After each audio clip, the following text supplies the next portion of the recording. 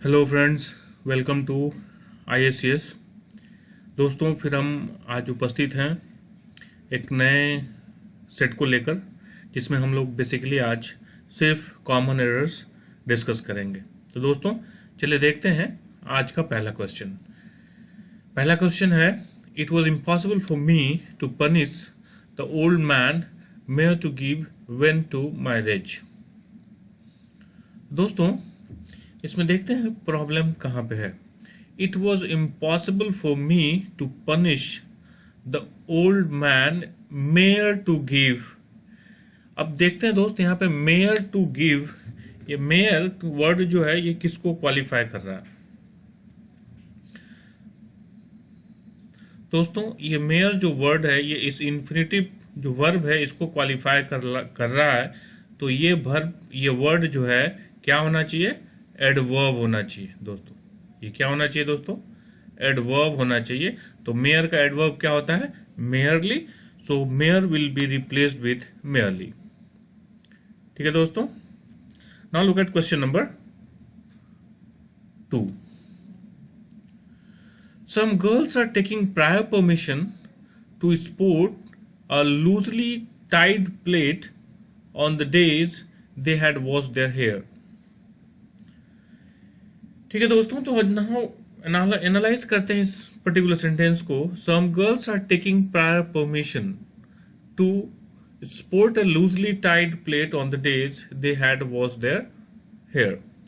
दोस्तों, इसका मतलब है कि लड़कियां जो है वो प्रायर परमिशन ले रही हैं।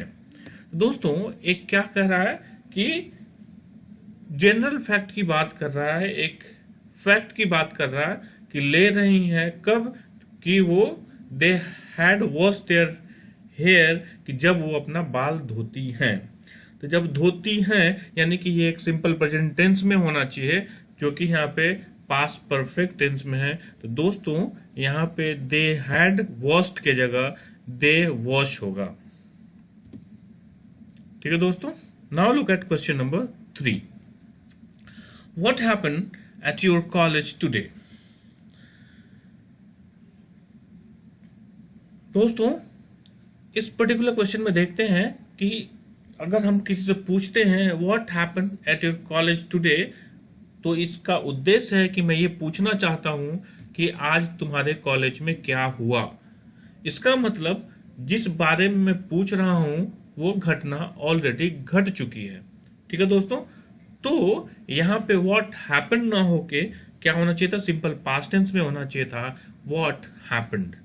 तो आंसर विल बी ए और happen will be replaced with happen. ठीक है। Now look at question number 4. It seemed quite certain for me that someday or other my sister would offer the position to me. दोस्तों, इस question को हम लोग देखते हैं। It seemed quite certain for me. दोस्तों, ध्यान रहे कि certain to someone होता है। ठीक है दोस्तों, सर्टेन फॉर समवन नहीं होता है, क्योंकि यहाँ प्रीपोजिशनल एरर है। फॉर को के जगह टू का इस्तेमाल होगा। तो answer will be section A. ठीक है दोस्तों। तो टू के जगह फोर के जगह हम लोग टू का इस्तेमाल करेंगे। Now look at question number 5। She insisted me to watch the movie with her after dinner. दोस्तों, इस पर्टिकुलर सेंटेंस में हम देखते हैं कि शी इंसिस्टेड मी, यहां तक तो सही है, बट एक चीज याद रहे, इंसिस्ट के साथ if somebody is insisting on something, ठीक है दोस्तों, तो इंसिस्ट के साथ हम लोग ऑन प्लस नाउन लगाते हैं। तो यहां पे टू वॉच को हम लोग रिप्लेस करके ऑन वॉचिंग लगाएंगे। ठीक है दोस्तों। तो answer will be section B और to watch will be replaced with on watching. ठीक है दोस्तों। Now look at question number 6.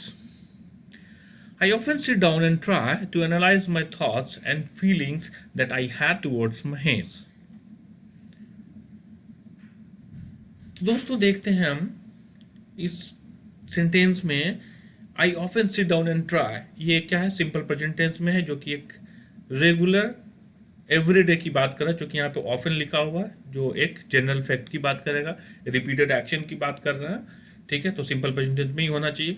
To analyse my thoughts and feelings, ये भी ठीक है, इन्फिनिटिव से हम इसको कनेक्ट कर रहे हैं। That I had towards Mahesh, जो कि हमारे महेश के लिए, जो हमारे दिल में था, जो हमारे पास था, ठीक है दोस्तों।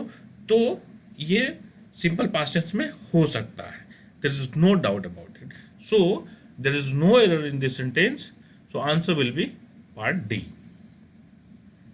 Now look at question number 7.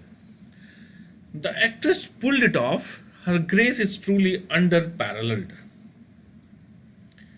तो देखते हैं इसमें किस सेक्शन में एरर है। The actress pulled it off, her grace is, और part C truly under पैरेलल्ड।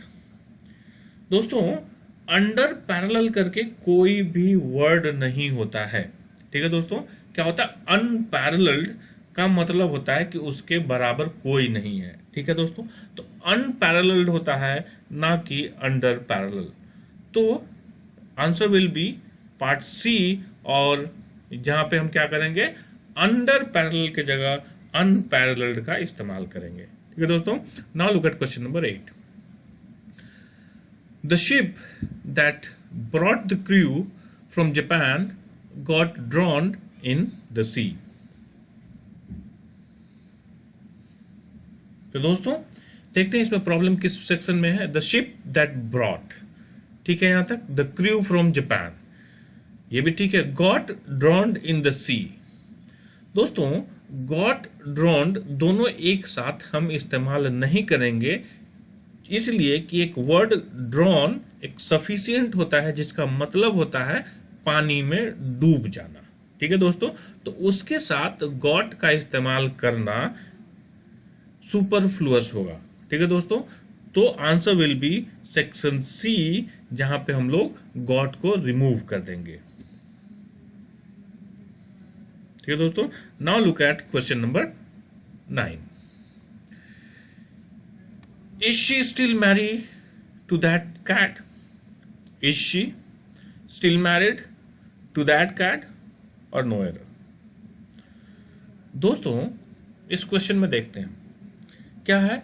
Is भर्बी, शी नाउन, स्टिल, ठीक है। उसके बाद मैरी, मैरी यानी कि ये अगर पैसिव वॉइस में होगा तो ये V3 होना चाहिए था, मैरिड होना चाहिए था मैरी के जगह, ठीक है दोस्तों। तो answer will be in section B, the option number B. Still marry के जगह स्टिल मैरिड होना चाहिए था एक्चुअली दोस्तों। तो ऑप्शन में एक्चुअली था स्टिल मैरी, इसको हमने करेक्ट करके एक्चुअली लिख दिया है यहाँ पे। क्या ऑप्शन यही सही होगा, आंसर होगा मैरिड, ठीक है दोस्तों। तो answer will be B. Now look at question number 10. I am sorry, should you think I did it on purpose?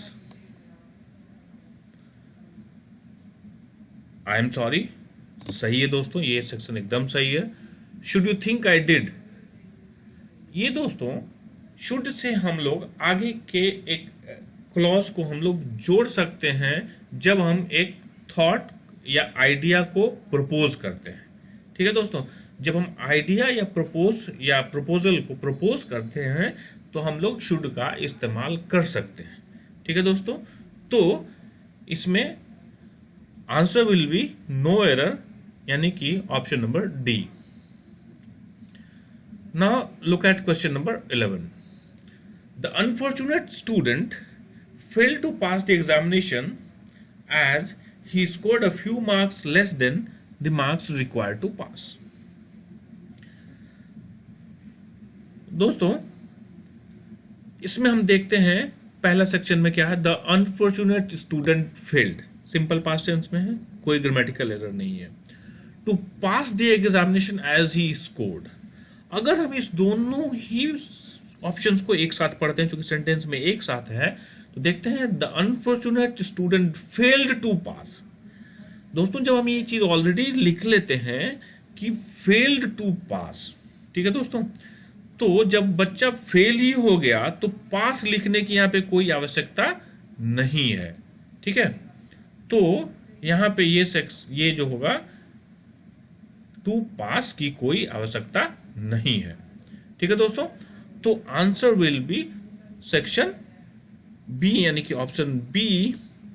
और इस पर्टिकुलर सेक्शन में हम लोग टू पास को हटा देंगे, तो सेंटेंस ऐसे पढ़ सकते हैं, the unfortunate student failed the examination as he scored a few marks less than the marks required to pass, ठीक है दोस्तों।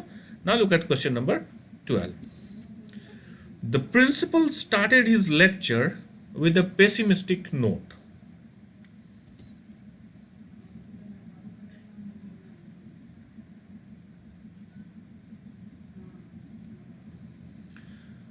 Now look at question number 12. The principal started his lecture with a pessimistic note. दोस्तों देखते हैं, the principal, इसमें कोई दिक्कत नहीं होना चाहिए। Started his lecture, no problem because simple past tense में दिया गया। The principal started his lecture, grammatical no problem. With a pessimistic note, दोस्तों विद अ पेसिमिस्टिक नोट नहीं होता है, ऑन अ पेसिमिस्टिक नोट होता है। यहाँ पे प्रीपोजिशनल एरर होता है, ठीक है दोस्तों। तो यहाँ पे प्रॉब्लम क्या है, विद की जगह ऑन का इस्तेमाल होगा। तो हम इस सेंटेंस को कैसे पढ़ेंगे, the principal started his lecture on a pessimistic note, ठीक है दोस्तों। Now look at question number 13. We have to hear me out. Sorry, you have to hear me out, as I have a good news for you. दोस्तों देखते हैं इसके options को। You have to hear, no problem. Me out as I have, no problem. A good news for you. दोस्तों एक चीज आप जान लीजिए, न्यूज आपको जैसे पता होगा कि न्यूज क्या होता है, अनकाउंटेबल नाउन है, ठीक है दोस्तों। क्या है, अनकाउंटेबल नाउन है। तो इसके पहले हम लोग किसी भी आर्टिकल का इस्तेमाल नहीं करेंगे। तो a good news for you के बदले क्या होगा, good news for you. So error line option number B, C. तो आंसर विल बी सी, ठीक है दोस्तों। यहां पे ए का इस्तेमाल नहीं होगा। Now look at question number 14. No sooner did I realize that he is at fault that day. ठीक है दोस्तों, तो देखते हैं हम इस क्वेश्चन को सेक्शन बाय सेक्शन कहां पे प्रॉब्लम है। नो सूनर अकेले दिया हुआ है इस सेक्शन में, no problem. Did I realise, अगर नो सूनर से स्टार्ट होता है तो इन्वर्जन होगा, पास्ट टेंस में है, सिंपल पास्ट टेंस में डिड सब्जेक्ट से पहले आएगा, no problem. That he is at fault that day, दोस्तों ये अगर पहला सेक्शन नो सूनर वाला सिंपल पास्ट टेंस में है तो दैट के बाद का क्लॉज भी पास्ट टेंस में होगा, ठीक है दोस्तों। तो ईच की जगह क्या होना चाहिए था, वॉज होना चाहिए। तो क्या होगा, no sooner did I realise that he was at fault that day, okay. तो answer will be section C, C वाला पार्ट में एरर है और each will be replace with was. Now look at question number 15. Please translate this passage from Urdu to Sanskrit for your assignment. तो इसमें देखते हैं, चारों ऑप्शंस को पढ़ते हैं दोस्तों। Please translate, no problem, this passage from Urdu to Sanskrit. दोस्तों ट्रांसलेट जब करते हैं एक भाषा से दूसरे भाषा में तो from some language into some language होता है, ठीक है दोस्तों, अदर लैंग्वेज। तो हम लोग टू के जगह क्या होगा, यहाँ पे इनटू होना चाहिए। तो error lie in option number B where to will be replaced with into, right. Now look at question number 16. The victim was persuaded to recall back what had happened with her, but she was unable to recollect anything. तो दोस्तों this particular question is very common. It has always asked in some or the other examination every year. It's very simple. The victim was persuaded to recall back. दोस्तों recall के साथ, return के साथ कभी भी back word का इस्तेमाल नहीं होता है, ये एक सुपरफ्लुअस इस्तेमाल है, ठीक है दोस्तों। तो error lies in part A, so answer will be A. Now look at question number 17. Throughout the whole year, there was not a single day without some violence. तो फिर इसमें हम लोग दोस्तों हर सेगमेंट में, हर सेक्शन में प्रॉब्लम देखते हैं. Throughout the whole year. दोस्तों जब वर्ड थ्रू आउट ऑलरेडी लिखा जा चुका है तो होल वर्ड का इस्तेमाल करने की यहाँ पे कोई आवश्यकता नहीं है. होल एक सुपरफ्लुअस यूज है.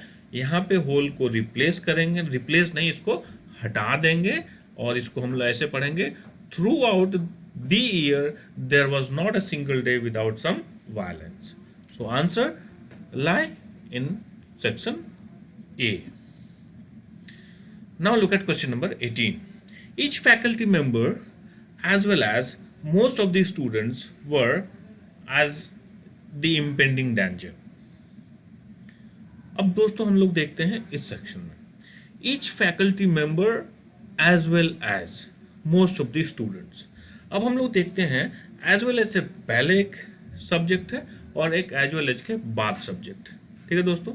तो जब as well as का इस्तेमाल होता है तो as well as के पहले वाले सब्जेक्ट के हिसाब से वर्ब का इस्तेमाल किया जाता है. तो देखते हैं उस तरीके से हुआ है या नहीं. ईच फैकल्टी मेंबर एक सिंगुलर सब्जेक्ट है तो we need to have a singular verb in it. तो यहाँ पे हम लोग देखते हैं सेक्शन सी में were as the impending danger की जगह क्या होना चाहिए था, was as the impending danger. Okay, तो were will be replace with was. तो आंसर विल बी सी, जहां पे वर को वॉज से रिप्लेस किया जाएगा. Now look at question number 19. The sudden increase in different sorts of crime in our state have made the people panic stricken. तो दोस्तों again section wise हम लोग देखते हैं. सडन इंक्रीज इन डिफरेंट, इसमें कोई प्रॉब्लम नहीं है. Sort of crime in our state have made. अब यहाँ पे हम लोग देखते हैं दोस्तों कि यहाँ पे हैव का इस्तेमाल हुआ है जहाँ पे पॉसिबिलिटी है कि यहाँ पे सिंगुलर होगा या प्लूरल होगा. तो हम लोग इसको फिर से एक बार पढ़ते हैं. The sudden increase in different sorts of crime in our state have made the people panic stricken. तो दोस्तों यहाँ पे हैव जो है, हैव का वर्ब, इसमें सब्जेक्ट कौन सा, अगर हैव वर्ब है तो इसका सब्जेक्ट कहाँ है, तो सब्जेक्ट है द सडन इंक्रीज. ठीक है दोस्तों. तो sudden increase in different sorts of crime, जो कि एक सिंगुलर सब्जेक्ट है और जब सिंगुलर सब्जेक्ट होगा तो it will always take a singular verb. So have will be replaced with has. तो आंसर विल बी बी, जहां पे हैव को हम लोग हैज से रिप्लेस करेंगे. Now look at question number 20. A few hour of patience were spent and his rage turned wild.